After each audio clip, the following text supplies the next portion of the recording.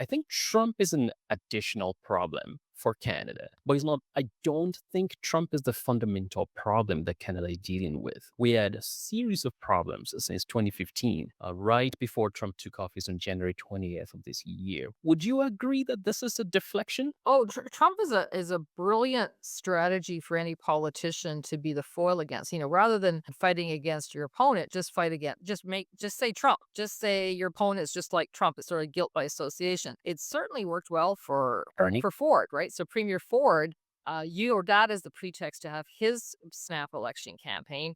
And the opposition parties couldn't get any traction because, Ford's, going off to Washington during the campaign to say, I'm fighting for, your jobs and I'm going to be the tough guy. So, a politician who can say, I'm going to stand up to Ford and is believable obviously seems to be a winning strategy. The question remains, when will this election happen? Will Trump still be the ballot box issue? So we're in this bizarre situation where every month Trump keeps like putting another deadline in, a new tariff. And Premier Ford actually just recently said, we're going to charge Americans an extra 25% on their electricity, only to back off on it again himself today. Ford has said he's not going to do that. So, if this gets resolved over the next 3, 4 weeks, let's say Trump says, okay, the Canadians did what they had to do. They're tougher negotiators. I'm going to back off from Canada. It's no longer a campaign issue. Even if your election is at the end of April, it kind of takes the wind out of that sail. And then you've got to do something else. Now, if Trump is still the issue, then it's a matter of who's going to show that they are the strongest to stand up to Ford. The problem is,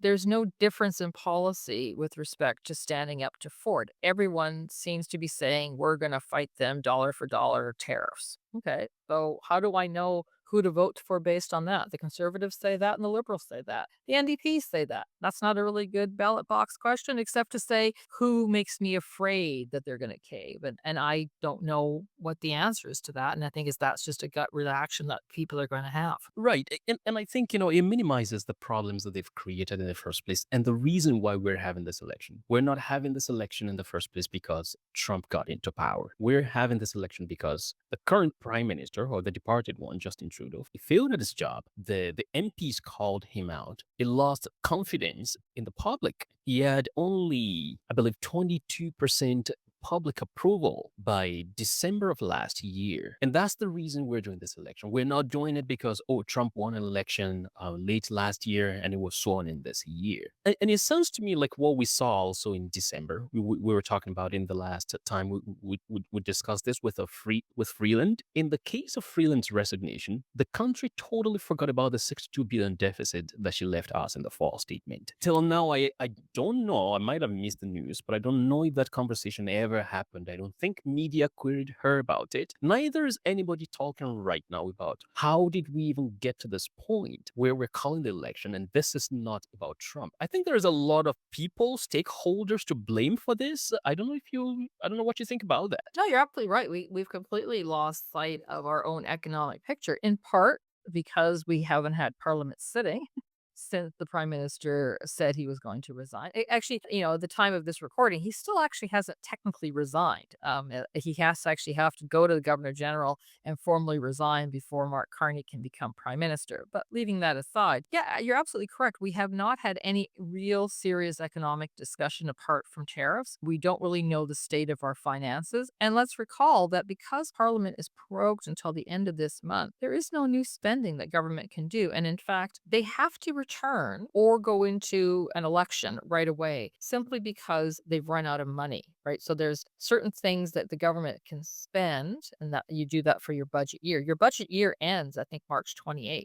So unless there's a new budget between now and March 28th, the government's going to go to a standstill. So that actually tells me that Carney's going to have to force an election or face a vote of non-confidence simply because they've got to keep the lights on. Now, if there is an election called, the rules change a bit and you can have some emergency powers during the election campaign to sort of keep government workers still on the job. But they've got to figure that out really quickly. And so I think it would be important for if Carney's serious about running the government to actually show us the books and show us what his economic plan is. Right. And even talking about Trump here for just for a second more here. I'm certain you're enjoying this conversation right now and you can't wait to get back into it. But permit me to hold you for a second here. More than 95% of the viewers on the channel haven't subscribed yet. And it goes a long way in helping the channel. But if you can click on the subscribe button right now, it will go a long way in helping to improve the quality of the work on the channel and the quality of guests that you see on this channel every time. Please